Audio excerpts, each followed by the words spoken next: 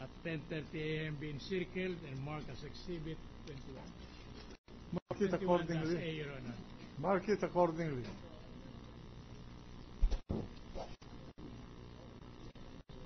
May I proceed, Your Honor?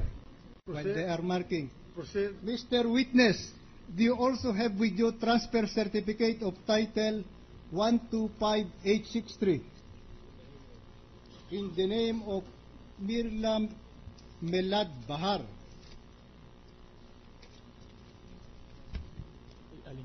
What is the relevance of this title named in someone when we are litigating a case against Chief Justice Renato Sicorona? May I be allowed to explain, Your Honor? This was cancelled pursuant to a deed of absolute sale, and a new title was issued in the name of Constantino T. Castillo, married to Maria Carla C. Castillo. So proceed. No, but the question here, maybe interrupt, Your Honor. Yes. The question is, what is the pertinence or relevant when the person here being impeached is the Honorable Justice Corona? These are entirely new individuals, Your Honor. Your Honor, this is just the source title. The origin of another title, 327732, issued in the name of Constantino T. Castillo III, married to Maria Carla C. Castillo. But unless the explanation and the qualification made by my colleague, Your Honor, is already made on record, then there will be no basis. We will therefore object on grounds of immateriality and irrelevancy, Your Honor. You lay the basis. Mr. Witness, Exhibit YY was cancelled. Will you tell us the reason for the cancellation of this title? Again, the same objection, Your Honor. Impertinent, immaterial, and irrelevant because the person named therein is not involved in this litigation, Your Honor. But according to him, there is a connection. And they're tracing it backward. That is precise. I'm sorry, Your Honor. That is precisely the basis of our objection. That basis had not yet been laid. So From one transfer to another, then they jump into the conclusion that this is material simply because there is a Corona name here. And there is already a previous ruling of this Honorable Court that any and all evidences not covered by that order are deemed prohibited. There is a prohibition, Your Honor. will you kindly reverse your questioning? Go back in time. Mr. Witness, do you have with you transfer certificate of title number 327732 in the name of Constantino T. Castillo III, married to Maria Carla C. Castillo? Oh, where is may I be permitted? Where is Renato Corona, the person, the official impeached in here? Your Honor, there was already a discussion about this issue, whether we can present evidence on the titles registered under the relatives of Chief Justice Corona pursuant to the provision of the forfeiture law on ill-gotten wealth. In fact, there is a pending issue which required both parties to file simultaneous memoranda. There is no. So until there is a ruling, we should be allowed to present evidence on this issue. There is no. Yes, Your Honor. Let me make a ruling. What is the relationship of Carla A. Castillo to the respondent? Your Honor, Carla C. Castillo is the daughter of Chief Justice Renato Corona.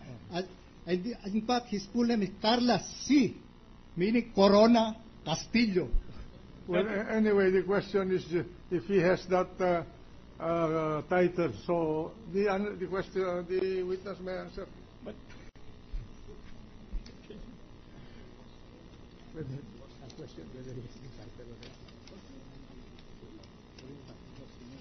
my question is, what was the basis for the issuance of transfer certificate of title N327732? does your document state that? Because if that is stated in the document, then the best evidence will be the document itself.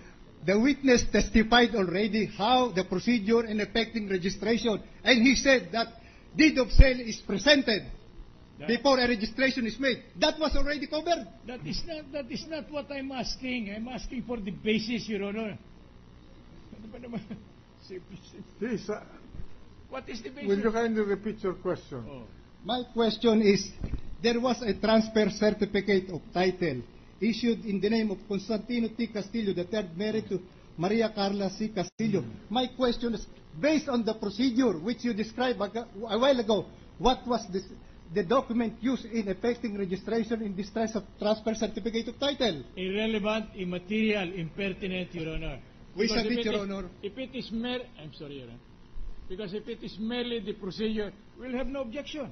It is, If the RDI I is- think the tendency of this question is simply a preliminary question But- leading to another question. But So then- let the witness answer.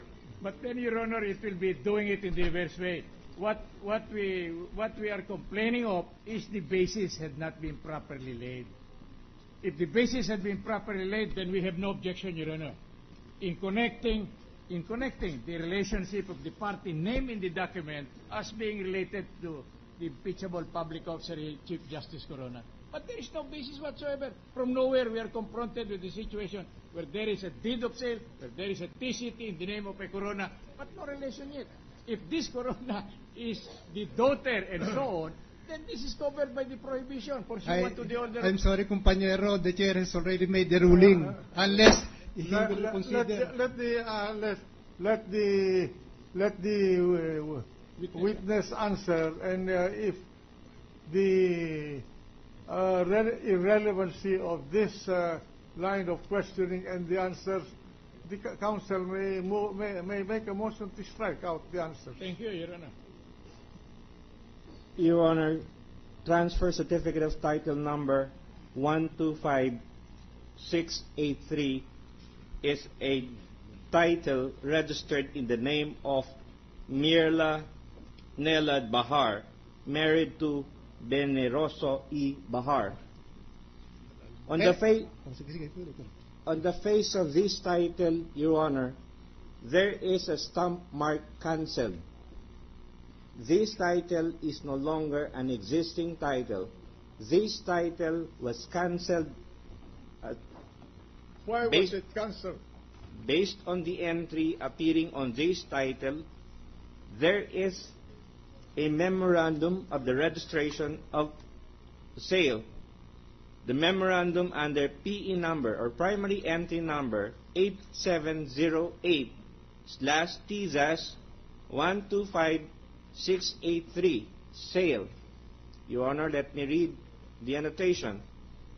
This certificate of title is hereby totally cancelled by virtue of a deed of sale executed by Mirla Melad Bahar, married to Bideroso E. Bahar, in favor of Constantino T. Castillo III, married to Carla C. Castillo, for the sum of 15 million pesos, issuing in lieu thereof transfer certificate of title number N-327732/TZAS169.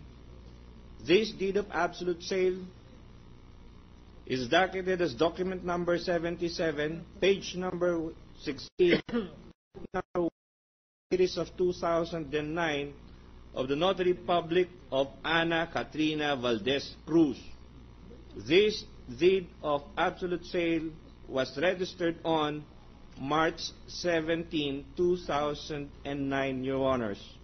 And the deed of sale is... In view of the answer of the witness, Your Honor, and the privilege granted us by this honorable court, we are moving to strike out the answer of the witness. There is no mention in here of this acquisition being participated in by the respondent. Unless the prosecution can establish the connection of